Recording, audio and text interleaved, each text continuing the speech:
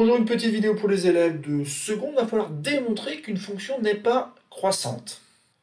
Cette fonction, c'est une fonction h qui est définie sur R par l'expression h de x est égal à x au cube plus 3x au carré. Et donc, en effet, il faut démontrer que cette fonction n'est pas croissante sur R.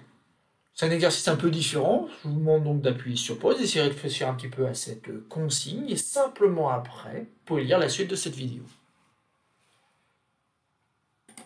Passons donc à la correction de cet exercice et on va essayer de comprendre un petit peu ce qu'il faut faire dans cet exercice. Donc il faut montrer donc, que cette fonction n'est pas croissante sur R et donc en fait il faut regarder un petit peu les valeurs que prennent les images du nombre x par cette fonction h. Et donc on peut commencer par calculer par exemple l'image du nombre 0. L'image du nombre 0 en plus c'est pas très compliqué puisque ça va faire 0 au cube plus 3 fois 0 au carré. Bien sûr tout cela ça fait 0. Bon, l'image de 0, c'est 0, ok. Bon, calculons donc maintenant l'image du nombre 1. Et l'image du nombre 1, c'est pas très compliqué non plus, ça fait 1 au cube plus 3 multiplié par 1 au carré. Alors attention ici, priorité dans le calcul, ici, il faut calculer 1 au carré. Donc ici, c'est bien 3 et pas autre chose que l'on obtient. Donc 1 plus 3 qui donne 4. Et donc ici, donc, on a 0 puis 4. Bon, ben pour l'instant, ça augmente. On dirige plutôt vers une fonction qui serait donc croissante. On va essayer de voir un petit peu ce qui se passe lorsqu'on calcule l'image du nombre 2. Donc ça fait 2 au cube plus 3 fois 2 au carré. Alors 2 au cube, bien sûr, ça fait 8. Et ici, ça fait 3 multiplié par 4 qui donne 12. Et on obtient donc maintenant 20. Ça continue d'augmenter. Donc on a l'impression d'être sur une fonction qui est croissante. Et ceci, ce n'est pas très rassurant puisqu'on doit démontrer qu'elle n'est pas croissante. Alors on va essayer encore avec une autre valeur. On va essayer avec la valeur donc 3.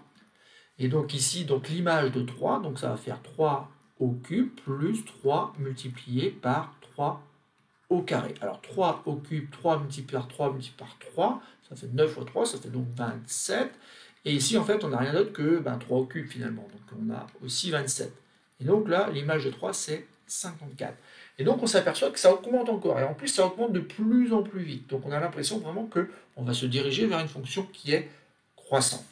Et donc on pourra avoir la bonne idée ou pas de continuer à calculer les images de ces nombres qui sont pour l'instant tous positifs, et c'est ça le problème d'ailleurs, ce sont des nombres qui sont positifs, et peut-être que la fonction n'est croissante que sur un certain intervalle. Et donc ici, il faut peut-être aller chercher l'image d'un nombre qui est négatif. Alors on peut prendre tout simplement l'image du nombre moins 1. Et l'image du nombre moins 1, lorsqu'on remplace x par moins 1 dans l'expression, donc déjà on fait très attention, même si ici ça n'aura pas beaucoup d'incidence, c'est bien moins 1 au cube, plus 3 multiplié donc par moins 1 au carré, et là c'est important de voir que moins 1 au carré écrit comme ça va donner 1. Donc on a 3 multiplié par 1, et ici moins 1 au cube, moins 1 multiplié par moins 1 multiplié par moins 1, ça donne moins 1. Donc moins 1 plus finalement 3, ça donne 2.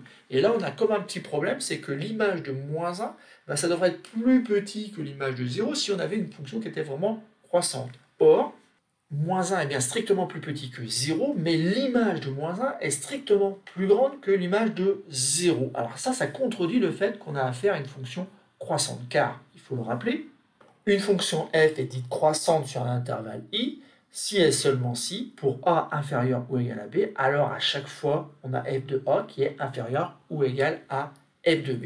On dit en fait qu'une fonction croissante conserve le sens des inégalités.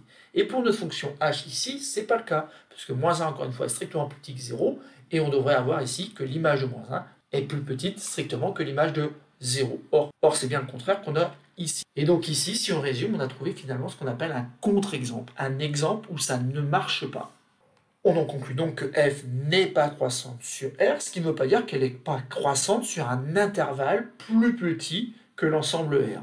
Voilà, c'est tout pour cette petite vidéo où on a découvert comment on utilise ce qu'on appelle un contre-exemple.